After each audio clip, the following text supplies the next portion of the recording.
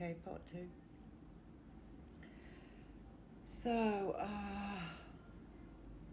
I've had the initiation into the spiritual awakening. I've had my first encounters with spiritual warfare, and I don't have a clue what's going on. My whole world, my whole understanding of the world and myself has been completely turned upside down. But I'm starting to get some idea through different sources of information what it is that I'm experiencing. I don't know the totality of it, but I definitely have an awareness that something profound has happened in my life. And I'm going to kind of skip a few years because not a lot really happened apart from me researching lots of different things and becoming very acutely aware that I've entered a place in my life where there's been all of these significant internal changes in my belief system, in researching into a spiritual journey, I guess, and just looking at everything and everybody in a very different way because I'm different. So the next few years are spent in a very uncomfortable place where I know something very profound has happened and I don't know what's going to happen as a result of that. And I kept getting, I'll just say it, I kept getting this voice in my mind telling me that I was going to move away from the UK.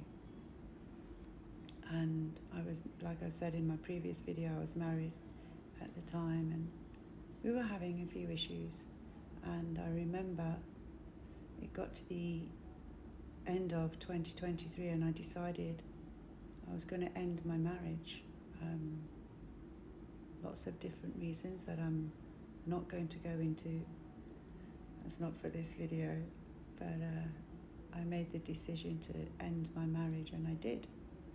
And it was a very mature separation.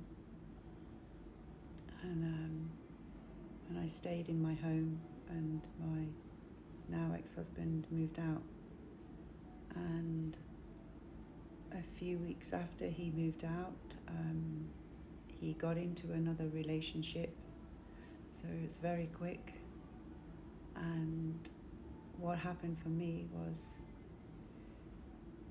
I kind of was catapulted into this place of grief because, you know, he was my best friend for 17 years.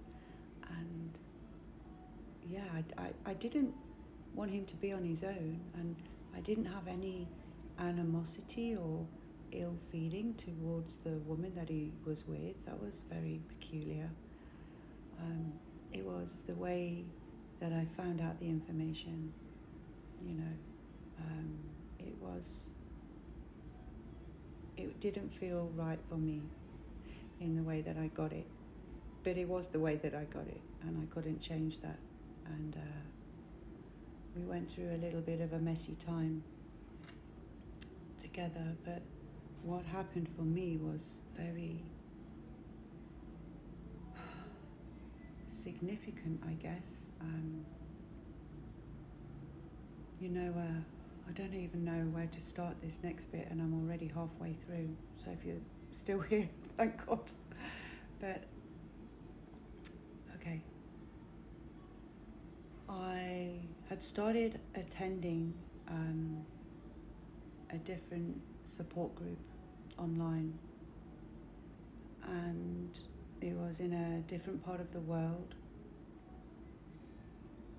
and they had like a social media group that I became a part of. They asked me if I wanted to join, and I said yes, of course I did. And I was in this really unhappy place in myself, couldn't stop crying. I was going to work, head on the desk, you know. I was kind of dragging myself here, there and everywhere, and this deep sense and feeling of sadness was just always present within me. And then I got a message out of the blue from a person in this group chat that I was in. He had taken my number out of the chat and sent me a message, and we were kind of communicating. There wasn't really much going on, and you know, he was aware of my circumstances and this deep grief that I'd spiraled into. Couldn't shake it. Nothing was changing it, no matter what I was doing.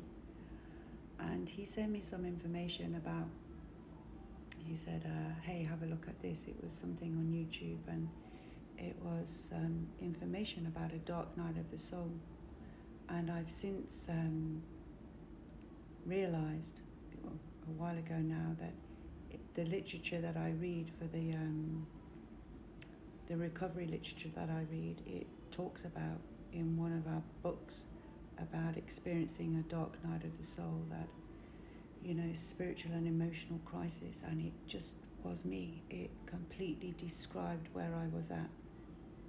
I'd lost all sense of my identity. It was as though unknowingly, but I was dismantling my life bit by bit, you know.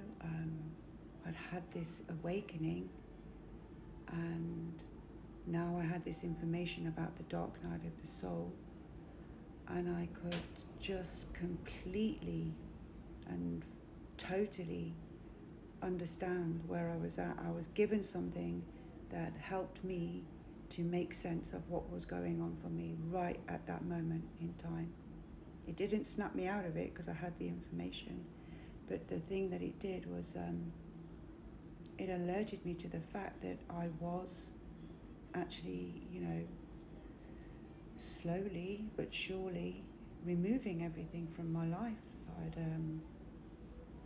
lost all this spiritual awakening that I'd had, which I was now aware that it was a spiritual awakening, had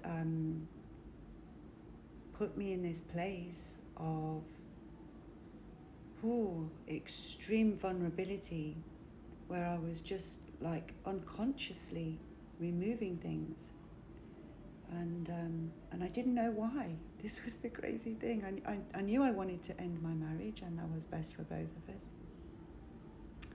But I also went into work one day, had a really good job, and I went into work, and I went into my boss and I was like, hey, I'm giving you my notice, I'm leaving in 4 months or 5 months.